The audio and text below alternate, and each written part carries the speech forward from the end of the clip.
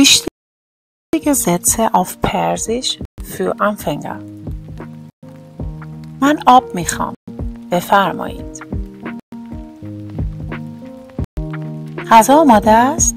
نه، هنوز آماده نیست. خیلی خوشمزه است.